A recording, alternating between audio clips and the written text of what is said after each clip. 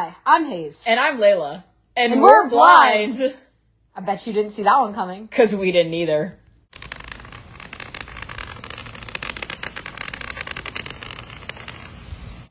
Hi, welcome to Didn't See That Coming. I'm Layla. And I'm Hayes. And today we are going to talk about helpfulness because there are definitely quite a few things people like to do to help blind people. A lot of them are great and they really do help us. But there are also plenty of things that people do, I guess, misconceptions about what would be helpful to blind people. So I thought that would be a great thing to talk about so we can tell you how to actually help us. So one big thing that people do is you ask where something's at, and their default response as a visually oriented person is to point and say, "It's over there. It's that way." And I'm like, where? As a blind person, up, down, that left, is right. not helpful. So an alternate thing to doing that is to say, "Oh, it's to your left. It's to your right." If you're not good with lefts and rights, you can say, "Oh, it's towards." If you're in a room, you can say, "Oh, it's next to the door," or something like that. If they know, like, if there's if a door is open and you can hear auditorially that, like, there's the hallway or something, like, you can say, "Oh, it's next to the door. Oh, it's next to that open window. It's next to the whirring fan," like, something like that. But just more verbal language, or, like, if you are, like, for some reason, if a blind person's, like, in a store and you say, like, "Oh, the tables are over there," and they're like, "Where's over there?" If you can say, like, can I walk you to them? And then that leads us into sighted guide. So definitely don't be afraid to, intervene physically. Now, when I say intervene physically, I do not mean just grab us.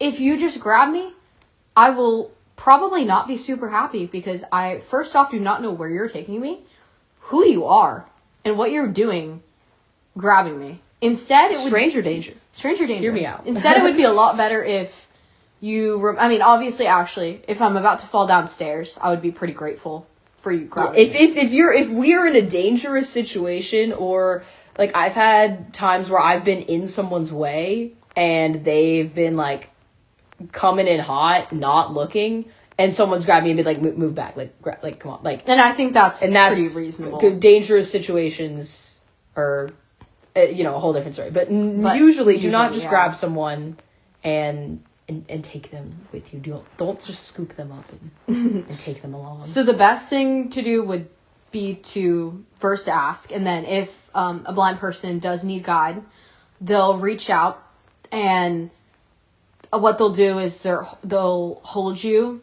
arm, like, right above your elbow. Above your elbow, yeah. And if you are guiding a blind person, you can just, like, walk like normal, keep your, like, your arm relaxed, like normal. You don't need to stick it out or anything, like a... We're not contagious. We won't get blind juice on you. No, don't worry. Absolutely not.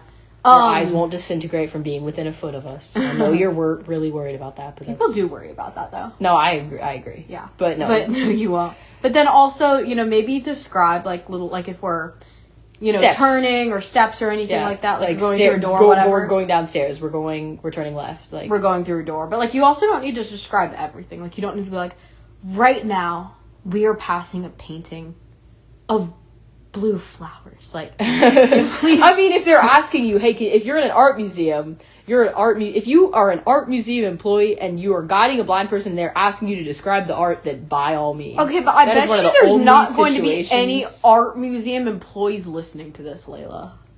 If you are an art museum employee, I apologize for Hayes overlooking you. I apologize for my actions. No, that is true, though. But, like, it is helpful to include info, but also don't feel like you have to, stress and narrate every single action. Like, it's just chill. We're just walking together. So, yeah. And they'll walk a couple steps behind you, and that's sighted guide, and that's what's helpful. Very helpful. For if you ever need to physically guide someone somewhere. And now let's talk about a thing that in the blind community we like to call the "Who is this" game.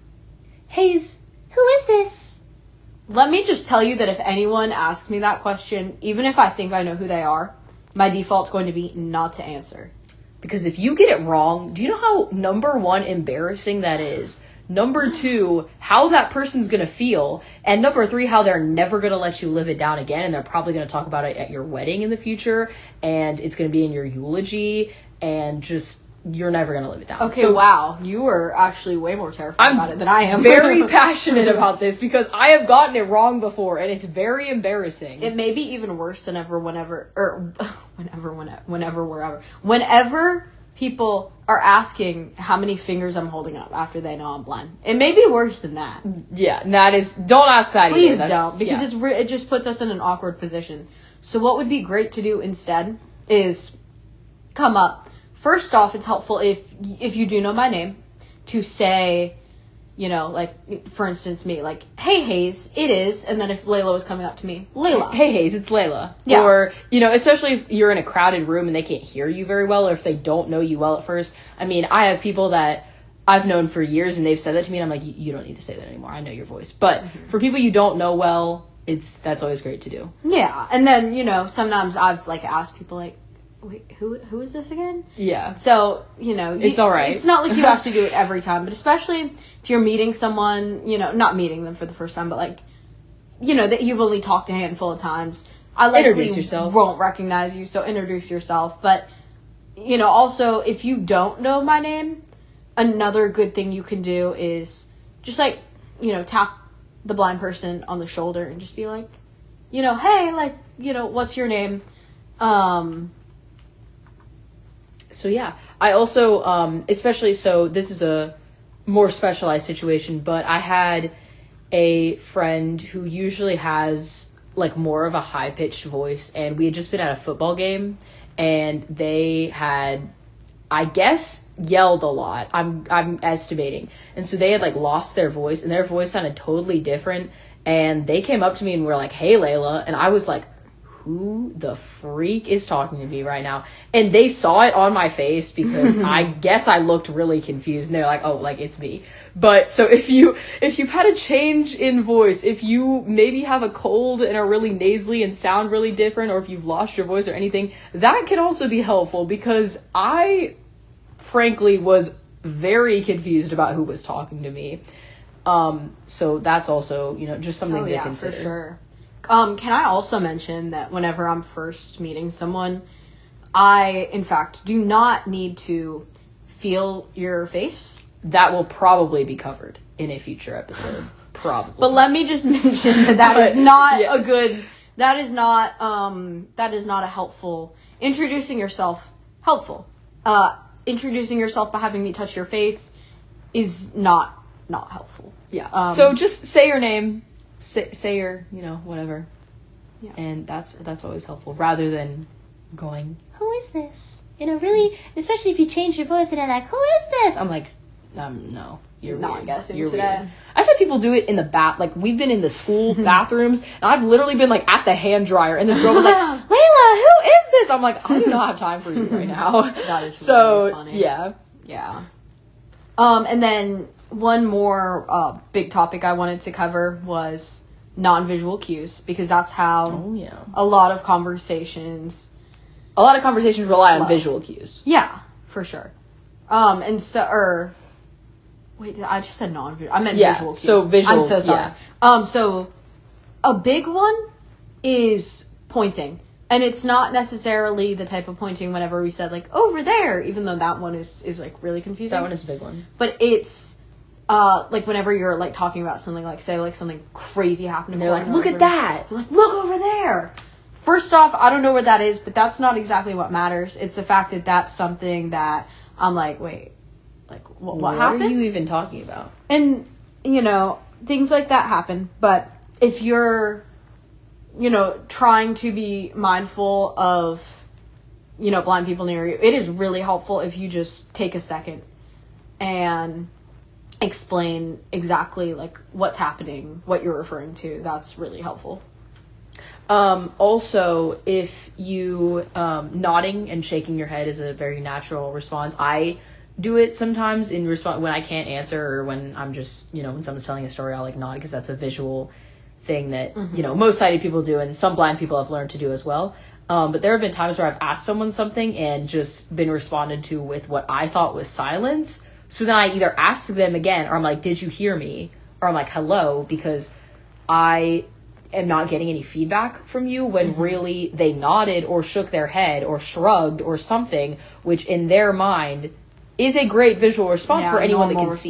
Yeah. So refrain from nodding, shaking your head, shrugging, like doing the, you know, so-so, whatever. Just be vocal. And it's fine if you do it, but maybe just speak. Speak while you do it. I know. I mean, you know, I do that all the time. I nod and I say yes at the same time. That's, I mean, half the time I like mess up and I shake my head and say yes at the same time, but we're not going to talk about that. But, I mean, some blind people are good with, like, doing nods and stuff like that. I'm not, but I literally have had blind people accidentally nod at me before. Yeah, it happens all the time. Yeah, so... Because it's a very natural visual response. Yeah. And then one other really unhelpful thing is leaving a room or a table and not telling me. I have had so many conversations with a wall because no one has informed me That's real. that they are not there. And sometimes, if it's quiet in the room, if, you know this person, you hear them walking away, you hear a door shut, it's still nice to not just walk away in the middle of a conversation. That's a common social thing. Personally, I just think everyone should do that, but especially if it's a blind person. Just be like, hey, I'll be right back. I'm going to go XYZ, or not even, you don't even have to tell them that. Just say, it's not like I'm going to be like, right where back. are you going? Yeah, wait, what are you going to do? Like, I don't need to know that. I don't want to know. Yeah, but just go... be courteous and tell us that you're leaving, because it's very embarrassing when they come back and you're still talking and they're like, how long have you been talking to me? And I'll be like, oh yeah, like at least 5 minutes, because if you know me, I like to yap. Has that happened to you before? Yes. And they're like, that does not I was surprise gone. me. And I'm like, okay, that's great. Oh, you know what else is so awkward though, Layla? Whenever you were have you ever like faced like you thought someone was facing a certain way, and you faced the complete opposite way? Yes. And they're like, who are you talking to? And I'm like, you. I thought you were over there. I've done that so many because times. also, especially if you're in like a crowded room, and I have a lot of experiences where I'm in a crowded place and there's things moving. I'm a band kid, and especially marching band. There's drums and chairs and stands and instruments everywhere, and so people will move to other sides of me to get out of the way of things but still be talking to me, and I'll still be facing the same way, and I won't know that they've moved. And so, also just being like, hey, I'm over here now, like, that because is really also helpful. facing people when you're talking, or I mean, for sighted people it's looking, but for blind people it's just you face them. That's an also very big visual thing. And so that is something that also, as blind people, like, if we face you, like, not look at you, but like look like we're looking at you, we're not. It does not mean we're not blind. I think sometimes people do think if we're looking at you, like, oh wait, are you actually blind? Like, no, it's just something we've been taught to be conscious of. So maybe not something we like instinctually like just kind of grasp. Like when I was a little kid, I used to face away from everyone just because I didn't care. But then they're like, face who you're talking to. So I have made accidental eye contact with people. There was once I was in a classroom and I sit in the front row and I sit near the door. I'm not right next to the door, but I'm near the door, which also is helpful in a classroom if I cannot be like in the middle of the room if 100%. I'm on the outside. But I was near the door, and apparently there was this guy who was standing outside the door, and he knocked and he was looking in the window to try and get in the room, and I apparently made direct eye contact with him, and he thought for a second that I was going to get up and open the door for him, and I didn't. And then he was like, oh, she doesn't see me. But he now thinks that... he's joking. But he now jokes with me all the time that I'm trolling everyone, because I did inadvertently make direct eye contact with him. Also because my eyes move uncontrollably. I have something called nystagmus. Same. So... and sighted people make eye contact with me sometimes when they're talking to me. Like, I have friends that are like, yeah, I look at you, like, I make eye contact with you and I talk to you just like anyone else. So that's okay to do. If we make eye contact with you or don't, it's nothing on you. Yeah, but we will most likely make our best effort to at least face you. Yeah.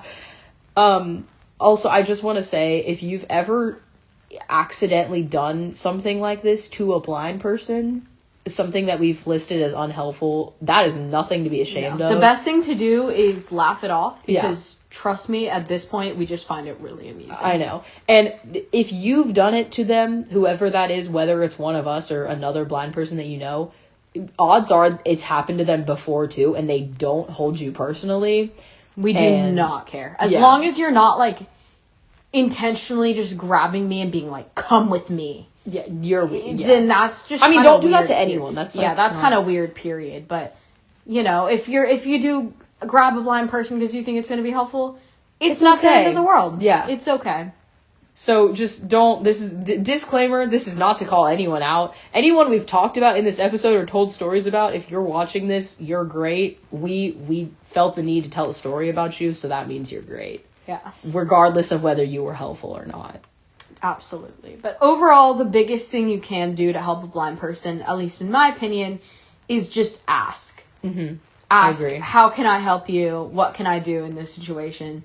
Because we will tell you, and we'll have a bunch of funny stories to go along with it. Verbally communicate in general. Just very true. Communication. That's a big thing in society. Very true. So yeah, thank you so much for listening. Yeah. We won't see you later.